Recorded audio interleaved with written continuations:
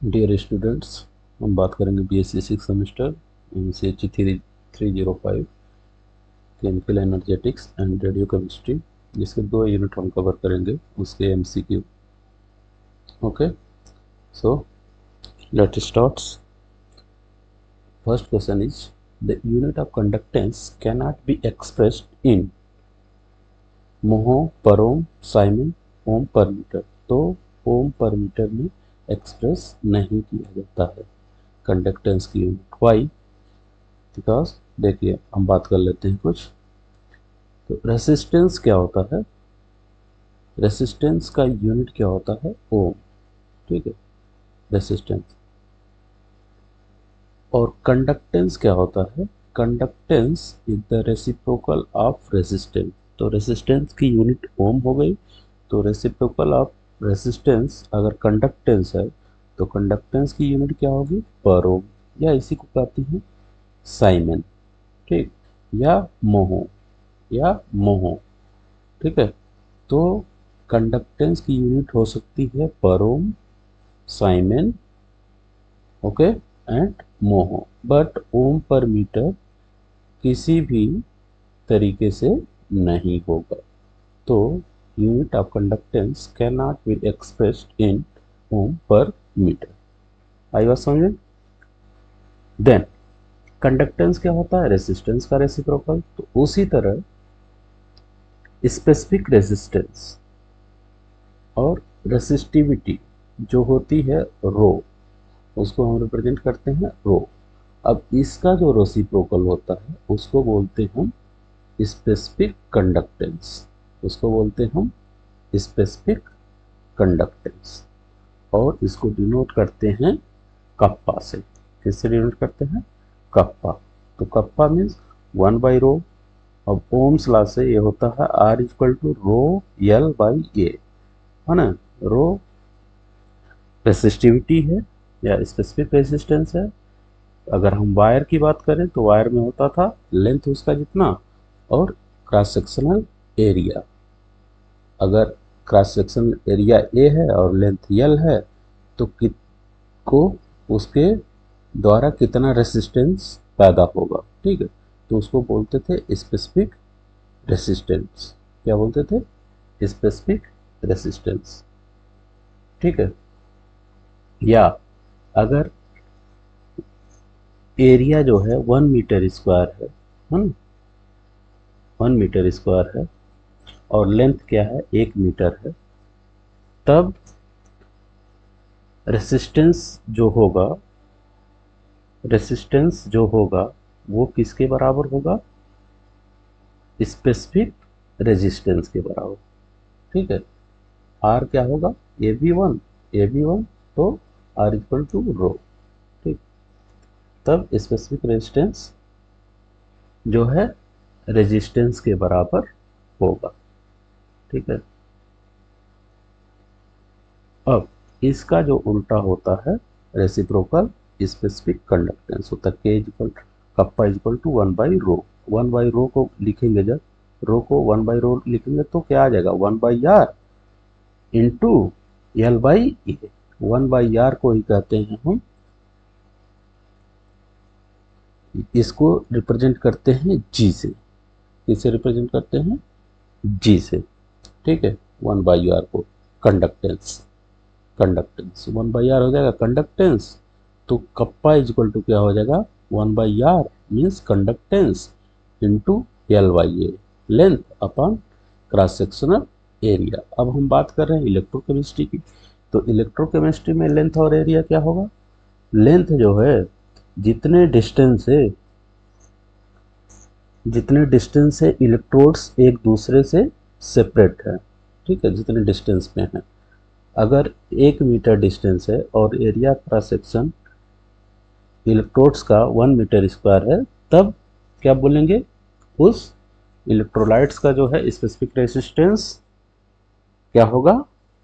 Resistance के बराबर होगा। रेसिस्टेंस के बराबर होगा, जैसे कि हम वायर में बात करते थे। ठीक है, तो ये हो गया। तब इसका क्या होगा? 1/r कंडक्टेंस, और L/A, L/A को ही बोलते हैं हम सेल कांस्टेंट। तो स्पेसिफिक कंडक्टेंस या इसी को बोलते हैं कंडक्टिविटी, स्पेसिफिक कंडक्टेंस या कंडक्टिविटी। और या इसको डिनोट किससे करते हैं, कप्पा से। तो कप्पा क्या हो गया, 1/r into L by A. 1/r या क्या है, कंडक्टेंस इंटू सेल कांस्टेंट। तो सेल कांस्टेंट क्या होता है, L by A. Cell constant क्या होता है, एल बाई ए। अब हमेशा जब कोई इलेक्ट्रोलिटिक सेल यूज करेंगे तो उसका एल बाई ए क्या रहेगा, कांस्टेंट रहेगा। ठीक है, क्या रहेगा, कांस्टेंट रहेगा। अलग अलग हम इलेक्ट्रोलाइट्स यूज करेंगे तो अलग अलग आपका रेसिस्टेंस या जो भी उसका कंडक्टेंस आएगा। ठीक, तो कप्पा का specific conductance, the unit of specific resistance. ठीक है, स्पेसिफिक रेसिस्टेंस तो क्या है, ओम मीटर। आर का ओम, मीटर स्क्वायर अपन मीटर, तो मीटर बचा, ओम मीटर। तो इसका यूनिट क्या है, ओम मीटर। उसी तरह इक्विवेलेंट कंडक्टेंस क्या होता है, इसको रिप्रेजेंट करते हैं डेल्टा से, into space, delta is equal to specific conductance kappa into volume. Kappa into 1 metre cube में अगर 1 ग्राम इक्विवेलेंट ऑफ इलेक्ट्रोलाइट्स लें तो कितना कंडक्टेंस होगा, उसी को बोलते हैं इक्विवेलेंट कंडक्टेंस। ठीक है, कप्पा इंटू वॉल्यूम। तो कप्पा का क्या है आपका, siemens per metre, siemens per metre. Volume का क्या होगा, मीटर क्यूब, तो siemens metre square. Equivalent conductance का यूनिट क्या होगा, साइमन मीटर स्क्वायर। उसी तरह मोलर कंडक्टेंस का siemens metre square per mole. Okay, next question is which of the following complex compound will have minimum conductance in solutions. ठीक है, तो हम जानते हैं कि जो ब्रैकेट के बाहर रहता है वो आयनाइजेबल होता है। तो इसमें क्या है, पहले वाले में ब्रैकेट के बाहर क्लोराइड्स नहीं है, सब क्या है, अंदर है।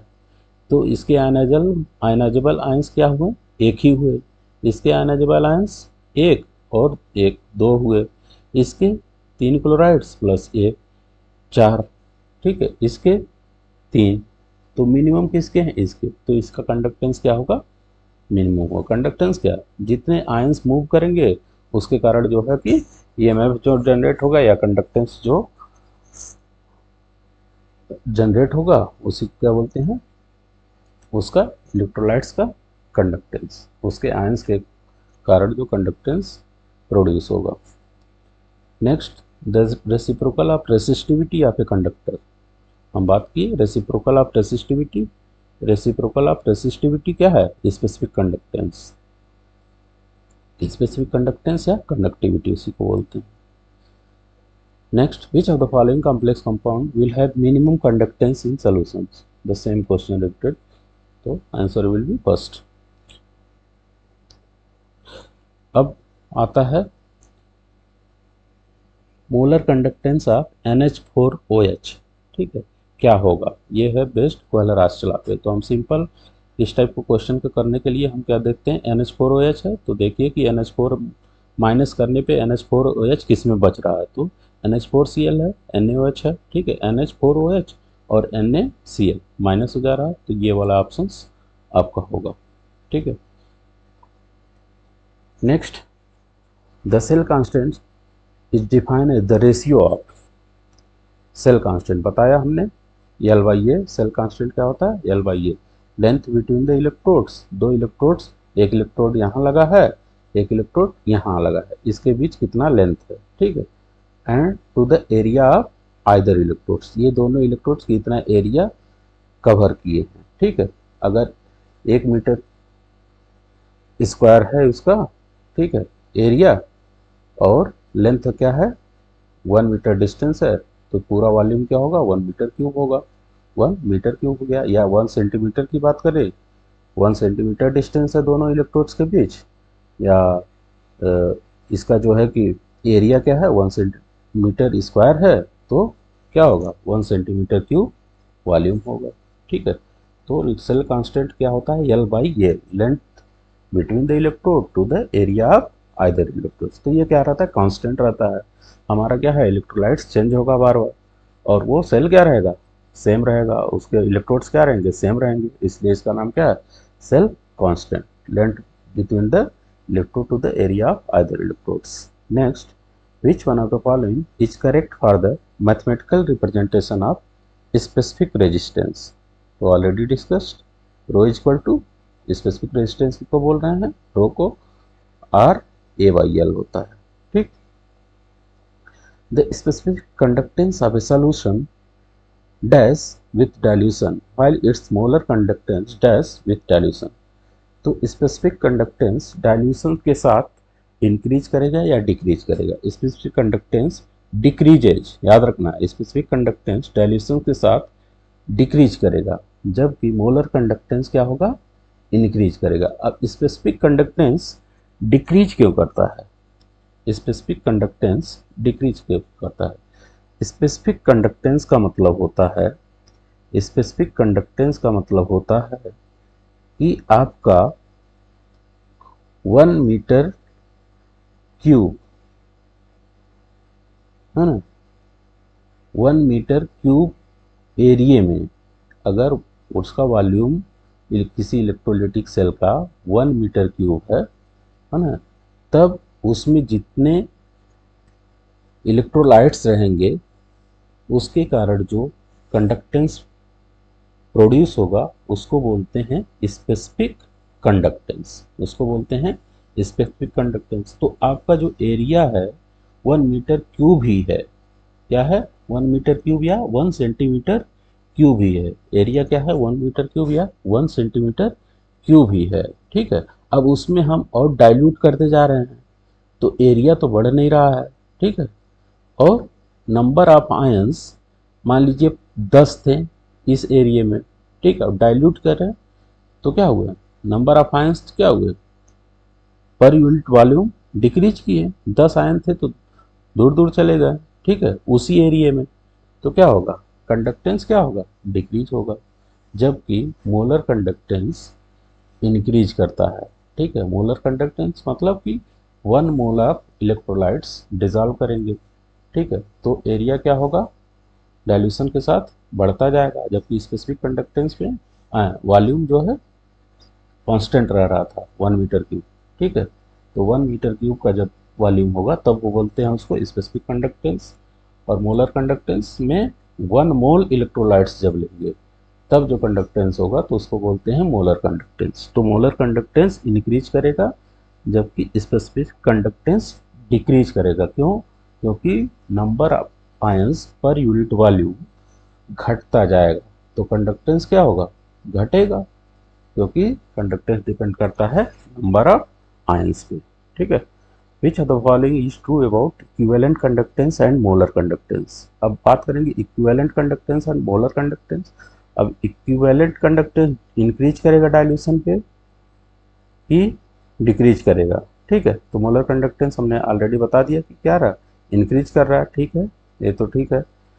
इक्विवेलेंट कंडक्टेंस क्या होगा? डिक्रीज करेगा कि इंक्रीज करेगा? तो इक्विवेलेंट कंडक्टेंस क्या था, है ना, कंडक्टिविटी या स्पेसिफिक कंडक्टेंस या conductivity into volume, conductivity into volume. अब कंडक्टिविटी क्या है? स्पेसिफिक कंडक्टेंस है ना, वो क्या हो रहा है? घट रहा है, घट रहा है। और वॉल्यूम क्या है? बढ़ रहा है। डाइल्यूशन करेंगे तो वॉल्यूम बढ़ रहा है। तो ये दोनों जो है ये घट रहा है और ये बढ़ रहा है, तो ये वाला फैक्टर ज़्यादा ऑपरेटिव होता है इन कंपेरिजन टू दिस। ठीक है, तो इक्विवेलेंट कंडक्टेंस भी क्या होता है? बढ़ता ही है। इक्विवेलेंट कंडक्टेंस क्या होता है?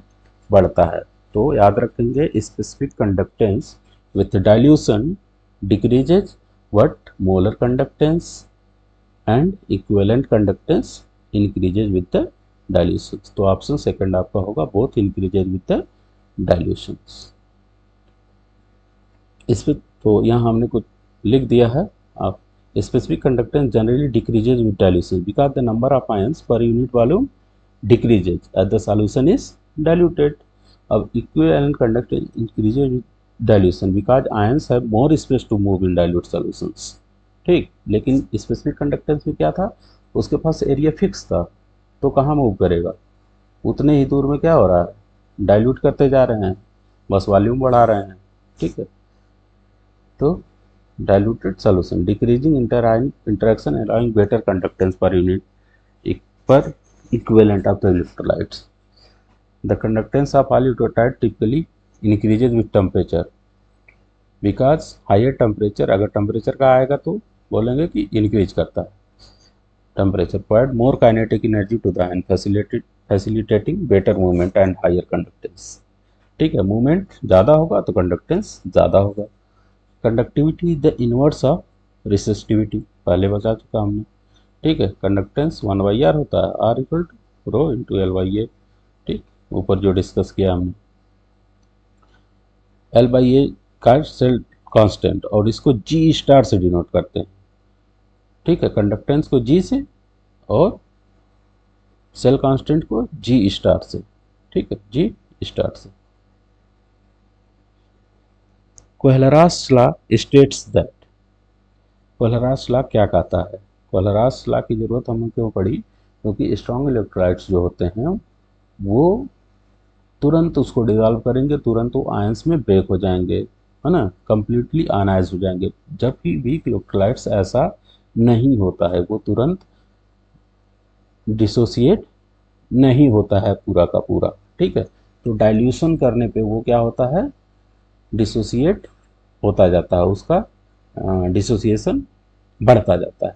तो उसके लिए कोहलरास लाया गया कि molar conductance in case of strong electrolytes तो हम पता कर ले आसानी से, but in case of weak electrolytes there is difficulty in calculations of molar conductance at infinite dilutions. ठीक है, तो इनफाइनाइट डाइल्यूशंस पे हम कंडक्टेंस को मेजर नहीं कर पाते, तो उसके लिए लाया गया कोहलरास लॉ। ठीक है, तो at infinite dilutions the equivalent conductivity of an electrolyte is equivalent to the sum of the conductance of cations and anions. तो कैसे पता करेंगे? हम सीधे प्लस कर देंगे, जितने कोई इलेक्ट्रोलाइट्स है वीक इलेक्ट्रोलाइट्स, तो उसके जितने नंबर ऑफ कैटायंस है प्लस नंबर ऑफ एनायंस का जो कंडक्टिंग पावर होगा, है ना, वो क्या होगा, टोटल उसके इलेक्ट्रोलाइट्स का कंडक्टेंस होगा। ठीक है, तो at infinite dilutions the equivalent conductivity of electrolyte is equivalent to the sum of the conductance of the cations and anions. ठीक है, और एक बात और कि इसको बोलते हैं कोहलरास लॉ को लॉ ऑफ इंडिपेंडेंट माइग्रेशंस। ठीक है, क्या बोलते हैं? लॉ ऑफ इंडिपेंडेंट माइग्रेशन भी बोलते हैं। ठीक है, तो किसी भी कंडक्टेंस का, कैटायंस का कंडक्टेंस अलग है, एनायंस का कैरेट जो कंडक्टेंस अलग है, वो एक दूसरे पे डिपेंडेंट नहीं है। ठीक है, एक दूसरे पे डिपेंडेंट नहीं है। कैटायंस का कंडक्टेंस अलग, एनायंस का कंडक्टेंस अलग। तो cations plus anions is equal to total electrolytes का जो कंडक्टेंस होगा। ठीक, नेक्स्ट है Ostwald dilution law is applicable to. तो Ostwald dilution law weak electrolytes के लिए हम करते हैं। ठीक है, Ostwald dilution law weak electrolytes, it is applicable to weak electrolytes. अभी देखते हैं नेक्स्ट में। According to Ostwald dilution law, अब ओस्टवाल्ड डाइल्यूशन लॉ होता क्या है? ठीक है, हम वीक इलेक्ट्रोलाइट्स के लिए, ठीक है, उसका डिग्री ऑफ डिसोसिएशन पता करने, कैसे पता करते हैं? ठीक है, उसी को ओस्टवाल ने कि डाइल्यूट करने पे कितना डिग्री ऑफ डिसोसिएट वो करता है वीक इलेक्ट्रोलाइट्स। ठीक है, तो जैसे हम एक एग्जांपल लेंगे वीक एसिड का, एस्टिक एसिड है CH3COH, ये क्या है, वीक इलेक्ट्रोलाइट्स, और ये डिसोसिएट होगा CH3CO- प्लस H प्लस में। ठीक है, तो ये हम लेंगे कि जब ये इलेक्ट्रोलाइट्स डिसोसिएट नहीं हुआ था CH3COH, तब उसका कॉन्सेंट्रेशन था, इनिशियल नंबर ऑफ मोल्स 1 था, और ये डिसोसिएट नहीं हुआ। Degree of dissociation of CH3COH क्या होता है, अल्फा होता है। ठीक है, फिर number of moles at equilibrium होगा 1 माइनस अल्फा, और इनका CH3CO- का अल्फा, H प्लस का अल्फा।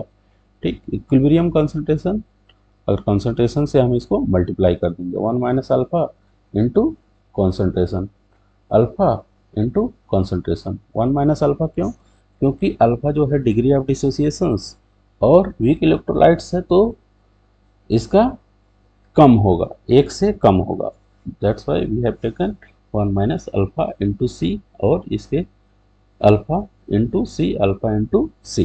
ठीक है, तो अगर डिसोसिएशन कांस्टेंट इक्विलिब्रियम कांस्टेंट हम निकालते हैं, ठीक है, तो ये क्या होता है, concentration of product upon concentration of reactant. तो कंसंट्रेशन ऑफ प्रोडक्ट क्या है, CH3CO minus C alpha, alpha C और H plus C alpha upon 1 minus alpha इसका इंटू सी।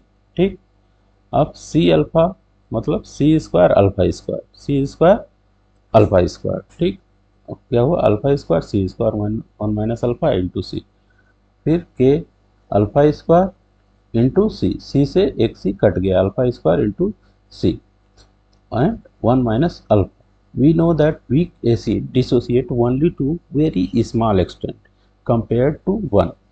ठीक है, कंपेयर टू 1। तो वीक इलेक्ट्रोलाइट्स का जो अल्फा है, डिग्री ऑफ डिसोसिएशन क्या होता है, बहुत ही कम होता है। तो एक के कंपेरिजन में ये बहुत ही कम है, मतलब बहुत ही कम है। तो 1 माइनस अल्फा मतलब 1 को हम मान लेंगे क्या है, 1 है। ये फार्मूला क्या हो जाएगा, K alpha equal to alpha square into C. ठीक है, अल्फा स्क्वायर इंटू सी। तो alpha square equal to K upon C, या इसको लिख सकते हैं alpha equal to under root K by C. तो according to Ostwald dilution law alpha equal to under root K by C, ये under root पूरे पे है। ठीक है, ये वाला अंडर रूट। अब ये अगर एसिड है, अगर ये एसिड है तो बोलते हैं अंडर रूट के ए एसिड बाई सी। ठीक है, अगर बेस होगा तो ये क्या होगा, के B by C, K B by सी। ठीक, तो जैसा दिया रहेगा, अगर दिया रहेगा कि according to Ostwald dilution law for acid, तो K A by C, K B by C base. ठीक, choose the ideal solution from the following. ठीक है, तो इसको आपको याद करना होगा। आइडियल सॉल्यूशंस क्या होता है, नॉन आइडियल सॉल्यूशन। तो आइडियल सॉल्यूशंस का एग्जांपल है ethyl iodide and ethyl bromide.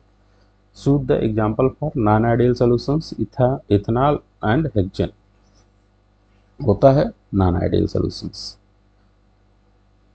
अब आइडियल सॉल्यूशंस क्या होता है, नॉन आइडियल सॉल्यूशंस क्या होता है। आइडियल सॉल्यूशंस वो सॉल्यूशंस होता है जो राल्ट्स लॉ को फॉलो करता है।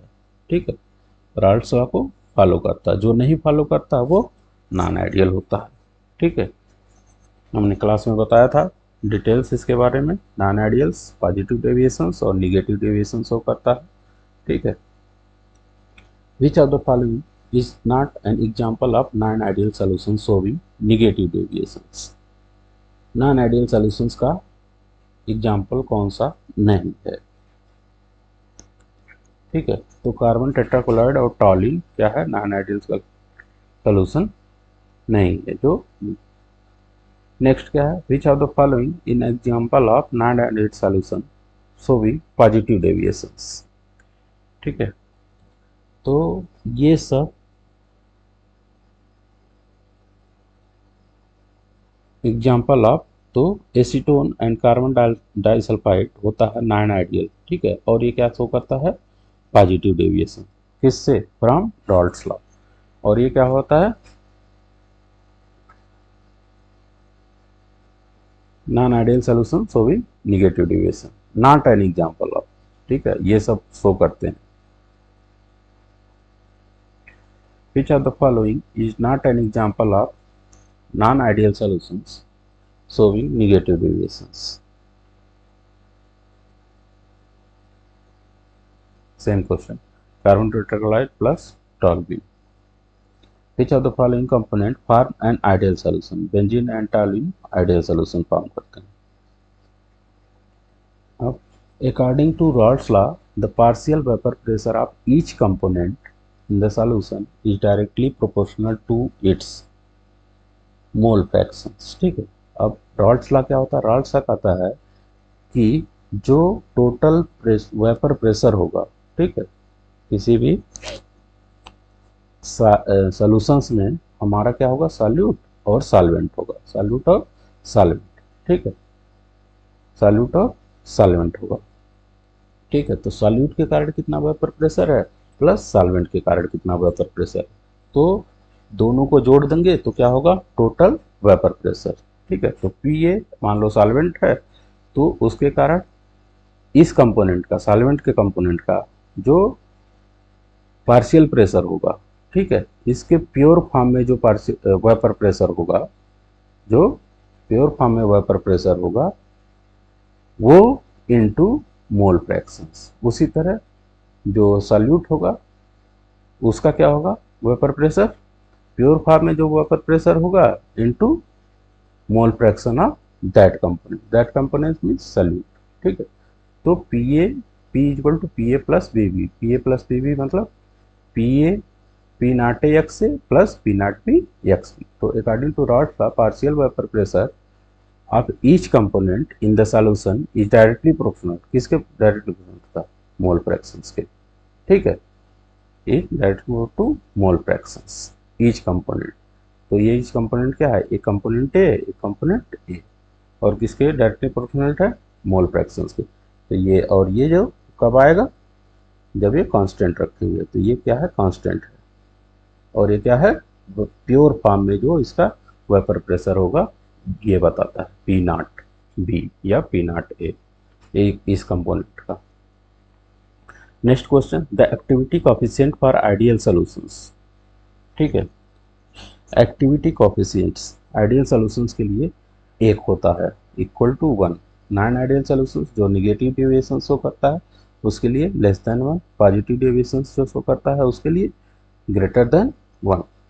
अब एक्टिविटी कोफिशिएंट्स क्या होता है, एक्टिविटी इज एक्चुअली, एक्टिविटी जो वर्ड्स होता है, एक्टिविटी होता है कि कॉन्सेंट्रेशंस, है ना, जब एक्टिविटी कोफिशिएंट्स की वैल्यू 1 हो जाती है तो कंसंट्रेशंस, उस समय जो कंसंट्रेशंस होगा उसको बोलते हैं एक्टिविटी, ठीक है।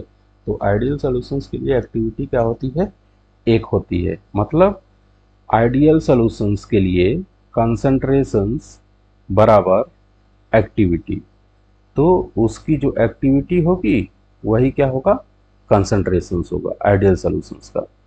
आइडियल सॉल्यूशन के केस में एक्टिविटी बराबर कंसंट्रेशंस, एक्टिविटी बराबर कंसंट्रेशन। अब एक्टिविटी क्या होता है, एक्टिविटी मतलब कि कितने आयंस उसके एक्टिव हैं, मतलब अगर 1 मोलर कंसंट्रेशन है तो पूरे के पूरे आइडियल सॉल्यूशंस होगा तो पूरे के पूरे आयंस क्या होंगे, एक्टिव होंगे, ठीक है।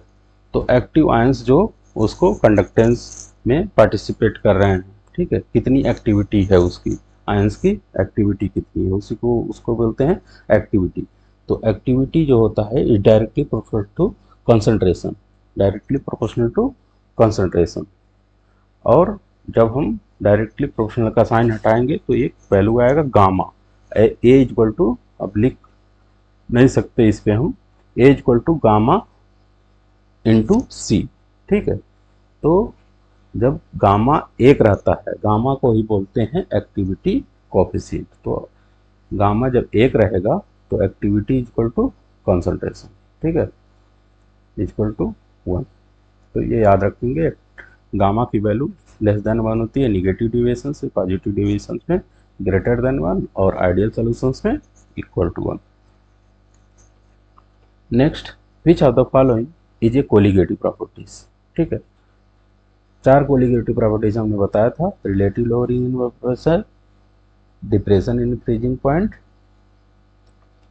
एलिवेशन इन बॉइलिंग पॉइंट, और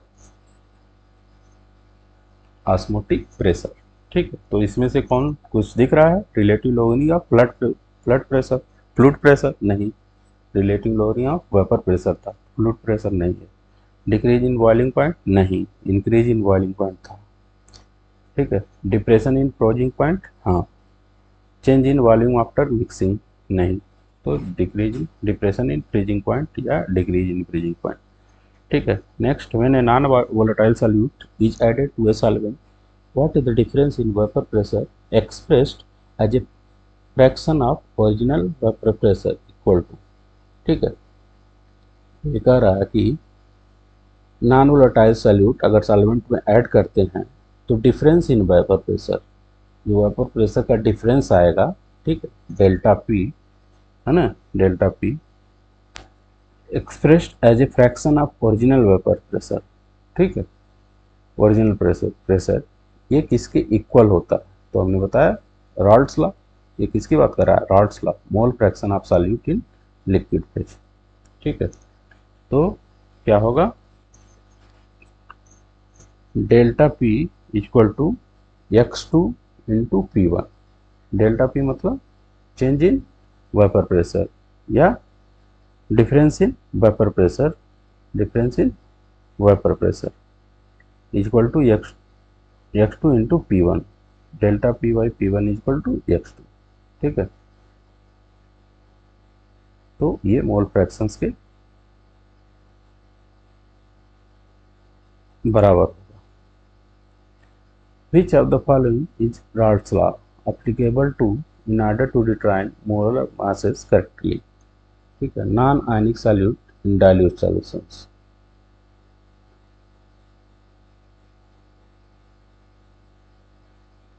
If it is ionic, one has to account for its Van't Hoff factor I। अगर आयनिक होगा तो Van't Hoff फैक्टर्स होगा, मीन्स आयंस में टूटेगा। अगर एक आयंस एक इलेक्ट्रोलाइट दो आयंस में टूटेगा तो उसका Van't Hoff फैक्टर आई की वैल्यू क्या होगी, 2 होगी। ठीक है, अगर एक ही रहता तो आई की value 1 for association in concentrated solution and dissociation in dilute solutions. तो आयनिक अगर होगा तो क्या होगा, एसोसिएशन या डिसोसिएशन हो सकता है, लेकिन अगर नॉन आयनिक रहेगा तो नहीं होगा। ठीक है, तो इसलिए उसको हम मोलर मासेस आसानी से पता कर सकते हैं। तो ऑप्शन होगा आपका non ionic solute in dilute solutions. Next है Ostwald dilution law is not applicable to strong electrolyte because they dissociate completely in solution। Therefore, the correct answer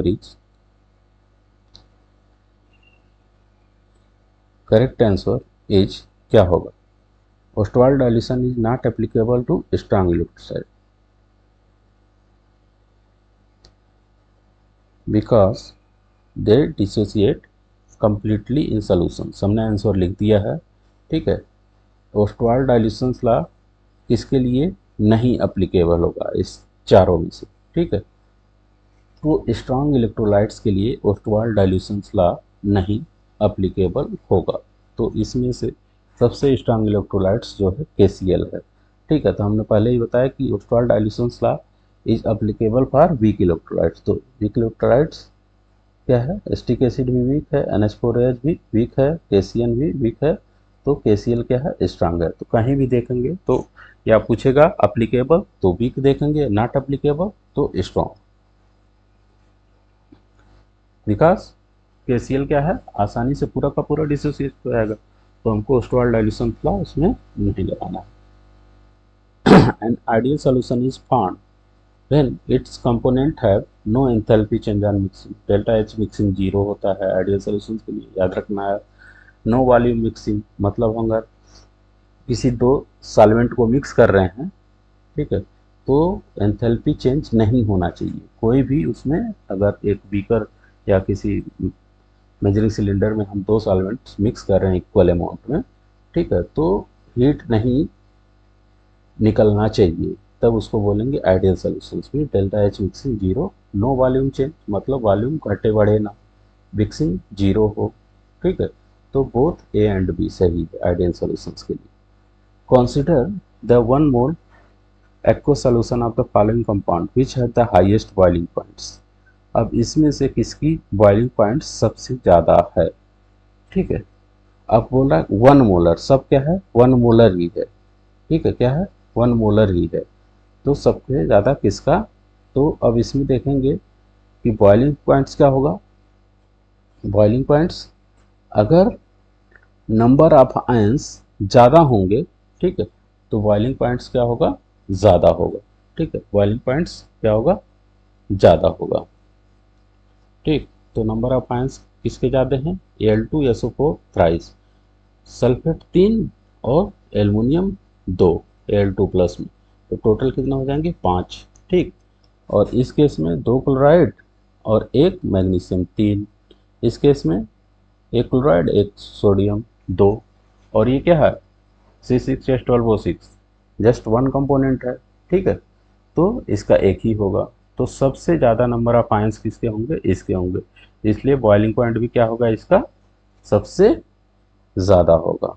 ठीक है, highest boiling points.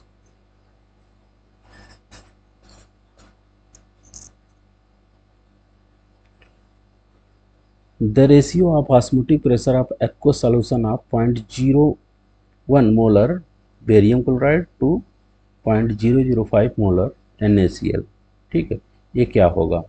Osmotic pressure पूछ रहा है, तो osmotic pressure पहले हमको दिमाग में आना चाहिए कि कॉन्सेंट्रेशंस दिया हुआ है दोनों का, तो क्या होता है, pi equal to C R T, pi equal to C R T.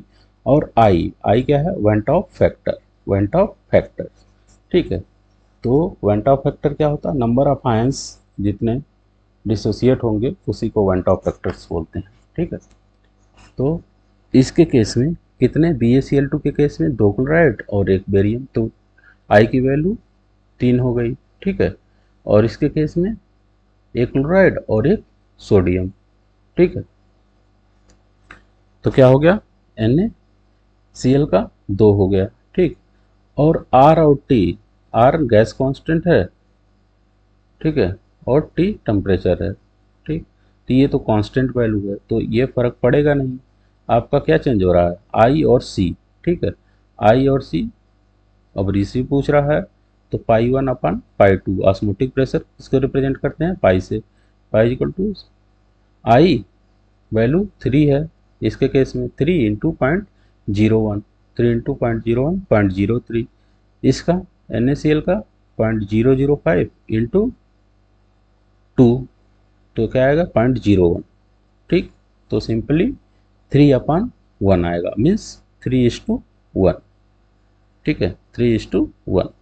तो अगर सिंपल ही पूछता है कि ऑस्मोटिक प्रेशर क्या होगा 0.0 मोल BaCl2 का, तो क्या लिखेंगे 0.03, क्या होगा 0.03। और अगर R की वैल्यू 1 है, T का वैल्यू लेकिन ये दिया रहेगा, तो वैल्यू क्या हो जाएगा आपका, अलग आएगा। R की वैल्यू दिया रहेगा और टेम्परेचर कुछ दिया रहेगा 27 डिग्री सेंटीग्रेड, तो केल्विन में उसको कन्वर्ट करेंगे। ठीक है, next, which are the following have the highest boiling point elevation. ठीक, अब सब है 0.1 मोलर, चारों 0.1 मोलर है, 0.1 मोलर मतलब इक्विमोलर कंसंट्रेशन सबका है, सबका क्या है, इक्विमोलर कंसंट्रेशन। तो बॉइलिंग पॉइंट्स क्या होगा, अब देखेंगे क्या, ग्लूकोज तो 1 यूनिट है। ठीक है, NaCl में 1 क्लोरीन, 2 1 सोडियम, 2 इसमें, 2 क्लोराइड, 1 मैग्नीशियम, 3 इसमें, 3 क्लोरीन, 1 एल्यूमिनियम, 4। तो सबसे ज़्यादा नंबर ऑफ आयंस किस में है, AlCl3 में। ठीक है, तो ये होगा, इसका बॉइलिंग पॉइंट्स क्या होगा, सबसे ज़्यादा होगा। Why does water boil below 100 centigrade at higher attitude, higher attitudes पे बॉयल होता है वाटर 100 से नीचे क्यों, तो atmospheric pressure at higher attitudes is low as compare to that at sea level. ठीक है, एटमॉस्फेरिक प्रेशर क्या होता है वहाँ, लो होता है। तो बॉइलिंग पॉइंट क्या होता है कि जब वेपर प्रेशर किसी भी सॉल्यूशंस का वेपर प्रेशर इक्वल हो जाए एटमॉस्फेरिक प्रेशर पे, तब वो बॉयल होने लगता है। तो वहाँ एटमॉस्फेरिक प्रेशर कम है, तो वेपर प्रेशर कम ही रहेगा, पहले ही थोड़ा ही गर्म करेंगे तो ही वेपर प्रेशर जो रहेगा उस पर वो उबलने लगेगा, तो बॉइलिंग पॉइंट क्या होगा, कम होगा। The unit of cryoscopic constant, cryoscopic constant की यूनिट क्या होगी। ठीक है, डिप्रेशन इन फ्रीजिंग पॉइंट्स में ये आता है, ये इसको बोलते हैं KF को क्रायोस्कोपिक कांस्टेंट। ठीक है, क्या बोलते हैं, क्रायोस्कोपिक कांस्टेंट। अब ये होता है delta TF equal to KF into m, delta TF equal to KF into m. तो KF को पूछ रहा है यूनिट क्रायोस्कोपिक कांस्टेंट का, तो KF equal to delta TF upon m. ठीक है, तो डेल्टा TF मतलब केल्विन, टेम्परेचर केल्विन। ठीक है, अब ये क्या है, मोलारिटी, मोलारिटी क्या होता है, नंबर ऑफ मोल्स डिसॉल्व पर 1000 ग्राम। ठीक है, ये होता है मोलालिटी, मोलारिटी नहीं लेते हैं, मोलालिटी लेते हैं। ठीक है, तो पर 1000 ग्राम मोलालिटी। ठीक है, तो नंबर ऑफ मोल्स मतलब मोल, मोल आ जाएगा यहाँ, और ये पर केजी मतलब केजी चला गया ऊपर। ठीक है, तो kelvin into KG upon mole. देखिए यहाँ पे हमने एलिवेशन और बॉइलिंग पॉइंट्स का दिया है। ठीक है, boiling with temperature at with atmospheric pressure become equal to the vapour pressure के जब बराबर हो जाता है तो उसको बोलते हैं बॉइलिंग पॉइंट्स।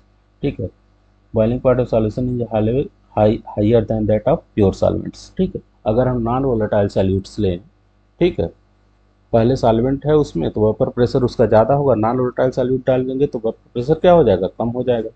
ठीक है, तो इसी के बेसिस पे वेपर प्रेशर कम हो जाएगा तो बॉइलिंग पॉइंट क्या हो जाएगी, बढ़ जाएगा। बॉइलिंग पॉइंट क्या होगा, बढ़ेगा। ठीक, तो delta T B equal T B minus T B naught. तो शुरुआत में टेम्परेचर जो था वो क्या था, कम था, बाद में क्या हो गया, बॉइलिंग पॉइंट अधिक हो गया। ठीक है, तो इसलिए इसको T B minus T B naught, तो इसको कैलकुलेशन हमने कराया था, तो इसका जो डिफरेंस आएगा डेल्टा टी बी, ये किसके डायरेक्ट प्रोपोर्शनल होता है, मोलालिटी के। किसका होता है, मोलर कंसंट्रेशन या मोलालिटी के। तो डेल्टा टी बी अगर ये कांस्टेंट लेंगे तो इसको के बी यम लिखते हैं। मोलालिटी ऑफ द सॉल्यूशन यम क्या है, के बी क्या है, इसी को बोलते हैं molar boiling point elevation constant या मोबल बॉइलिंग पॉइंट कांस्टेंट या इबिलियोस्कोपिक कांस्टेंट, इबिलियोस्कोपिक कांस्टेंट बोलते हैं। अगर के बी का पूछ देगा तब पर भी यही होगा, यही होगा आपका यूनिट। ठीक है ना, इबिलियोस्कोपिक कांस्टेंट का पूछ देगा तब पर भी यूनिट क्या होगा, यही होगा। ठीक, अब के बी का मैथमेटिकल फार्म होता है एंथैल्पी थर्मोडायनेमिकल फॉर्म। ये फार्मूला भी पूछता है, M R T B square upon delta vaporisation H into 1000। ठीक है, अब मोलर मास कैसे इसको करते हैं, मोलर मास मोलालिटी क्या होती है, weight upon number of moles upon weight of solvent, weight of solvent W A से represent, number of moles of solute क्या होगा, W B upon M B into कितने में, 1000 ग्राम में, 1000 ग्राम में या 1 केजी में। इसलिए इसका फार्मूला क्या होता है, W B upon M B into W A into 1000। ठीक है, moles of solute upon weight of solvent in gram, अब ग्राम में है सॉल्वेंट का वेट तो इंटू क्या कर देंगे 1000। ठीक है, इसलिए तो ये भी फार्मूला कभी कभी पूछता है। तो delta T B equal to K B m, K B molality है, यम के जगह पे क्या आ जाएगा, W B upon M B into W B upon M B into W A into 1000। ठीक है, तो ये फार्मूला भी पूछता है एम बी का, एम बी इक्वल टू क्या होगा, मॉलिक्यूलर वेट का फार्मूला क्या होगा जब ये एलिवेशन इन बॉइलिंग पॉइंट हो। ठीक है, डेल्टा टी बी दिया हुआ हो तो ऐसे कर सकते हैं। फिर उसी तरह depression in freezing points, depression in freezing point delta T F equal to इसका होता है thermodynamical relationship M R T F square upon delta fusion H into 1000। ठीक है, डेल्टा टी एफ क्या होता है, के एफ इंटू सेम उसी तरह W B Y upon W A into M B into 1000। फिर वो एम बी क्या हो जाएगा, ये हो जाएगा। ठीक, उसी तरह relative lowering in work pressure या राल्ट्स लॉ का निकाल लेंगे। ठीक है, क्या हो जाएगा, पी नाट अपान ये पी राल्ट्स लॉ के अकॉर्डिंग क्या होता है, P equal to P naught A, इसका प्योर कंपोनेंट का partial vapour pressure into mole fractions. ठीक है, इसको लिख सकते हैं P upon P naught A, P naught A equal to X A.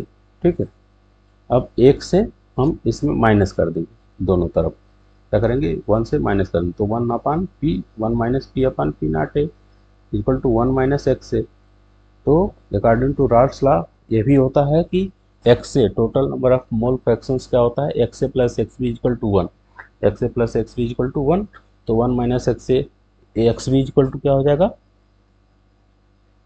1 minus X A equal to क्या हो जाएगा, X B, 1 minus X is equal to क्या हो जाएगा एक्स बी। तो ये पूछता है कि डिफरेंस इन प्रेशर, जो अभी क्वेश्चन किया हमने, difference in water pressure of solution upon vapor pressure of solvent is equal to mole fractions of solute xb, mole fractions of solute। ठीक है। अब आइडियल सॉल्यूशंस क्या होता है, नॉन आइडियल सॉल्यूशंस क्या होता है, उसका हमने एग्जांपल दिया हुआ है। पॉजिटिव डेविएशंस जो शो करता है इथेनॉल और वाटर, एसीटोन कार्बन डाइसल्फाइड्स, जो क्वेश्चन अभी पूछा गया, acetone benzene, PCl4 टॉलिन, ethyl alcohol, cyclohexane, chloroform acetone, chloroform methyl acetone, acetic acid, pyridine। ठीक है, ये निगेटिव डेविएशंस। ठीक है। आइडियल सॉल्यूशंस का एग्जांपल क्या है, benzene and टॉलिन, N-hexane and n-heptane, chlorobenzene and bromobenzene, ethyl bromide and ethyl iodide.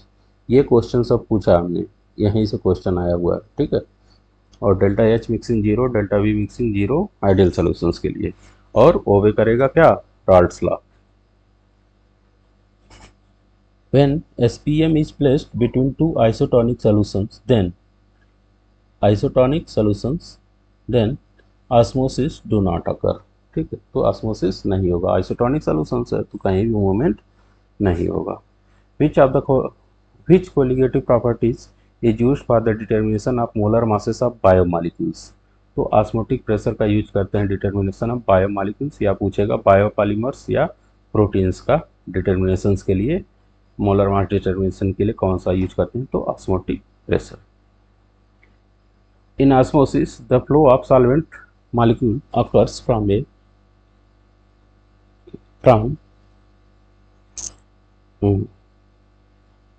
flow of solvent molecule occurs from dilute solution to concentrated solutions। ठीक है।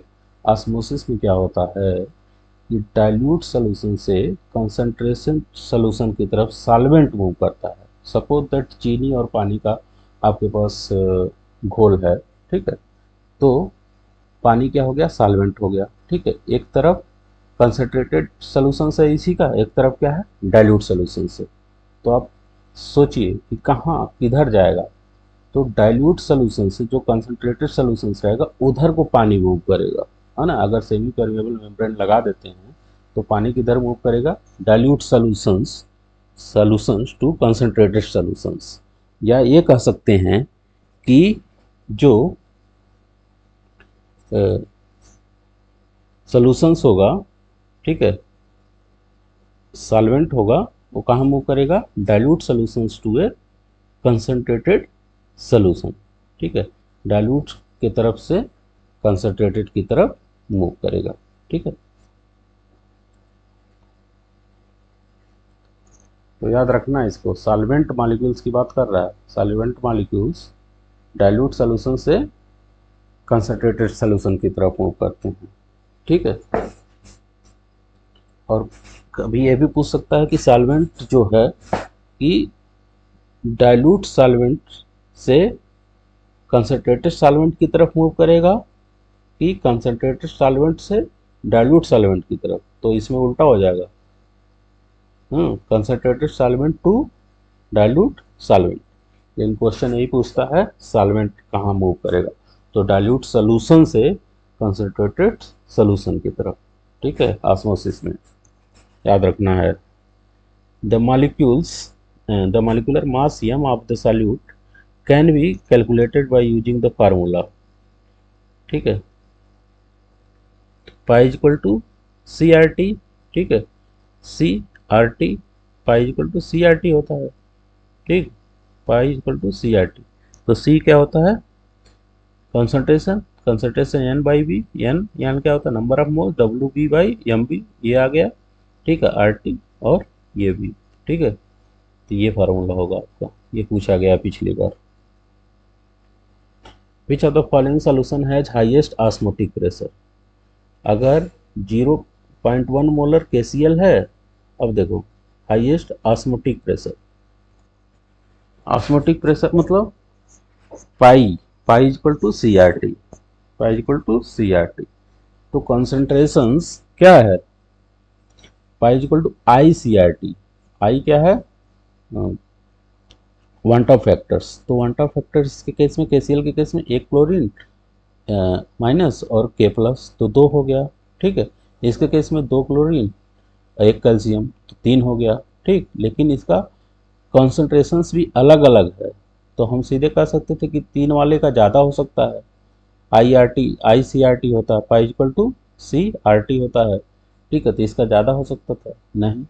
लेकिन इसमें क्या होगा कि पाई इक्वल टू इंटू 0.1 मोलर है, तो इसका वैल्यू आएगा 0.2, जबकि CaCl2 वाले का 3 है, वन टॉप फैक्टर 3 इंटू 0.05, तो इसका आएगा 0.15, तो 0.2 ग्रेटर है, तो किसका अधिक रहेगा, 0.1 मोलर KCl का ऑस्मोटिक प्रेशर ज़्यादा रहेगा। ये क्वेश्चन पूछा जा सकता है, 0.1 मोलर KCl का ज़्यादा रहेगा। ठीक है, Kohlrausch law can be use to determine, Kohlrausch law क्या क्या पता करते हैं, molar conductance at infinite solution for weak electrolytes, solubility of sparingly soluble salt, transport number, तो तीनों पता करते हैं कोलरास लॉ से। ठीक है, मोलर कंडक्टेंस भी पता करते हैं, solubility of sparingly soluble salt और ट्रांसपोर्ट नंबर भी तीनों पता करते हैं। The degree of dissociation of electrolytes depend upon, degree of dissociation, nature of the solute, nature of the solvent, concentration of the solute, all of the above. Next, the correct expression for molar conductance is, molar conductance का क्या होता है expressions, तो delta m equal to 1000 into K upon m। ठीक है,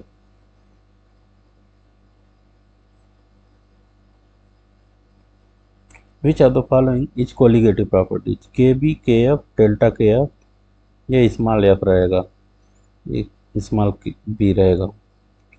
तो degree of ionisation, तो change in freezing point है ना, delta KF, change in freezing point या डिप्रेशन इन फ्रीजिंग पॉइंट्स को, या डेल्टा ये TF, डेल्टा TF होगा, ये डेल्टा TF होगा, तो ये क्या होगा, change in depression in freezing point, elevation in boiling point और ऑस्मोटिक प्रेशर और रिलेटिव लोअरिंग इन वेपर प्रेशर, ये चारों क्या हैं कोलिगेटिव प्रॉपर्टीज। इसमें से KB है, चेंज इन तो है नहीं, change in KF delta KF या डेल्टा TF है ना, तो इसमें से कोई नहीं, इसमें से ये है डेल्टा वाला होगा, डिग्री ऑफ आयनाइजेशन नहीं होता है। ठीक है, next, conductivity of 1 metre cube of an electrolytic solutions बताया, 1 मीटर क्यूब का जो होता है उसी को बोलते हैं स्पेसिफिक कंडक्टिविटी। क्या बोलते हैं, स्पेसिफिक कंडक्टिविटी।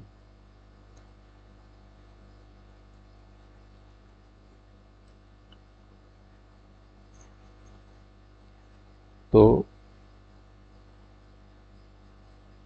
इस YouTube ID से आप सर्च कर सकते हैं और सब्सक्राइब कर दीजिएगा, नेक्स्ट वीडियो डालेंगे तो आपको पता चल जाएगा। ठीक है,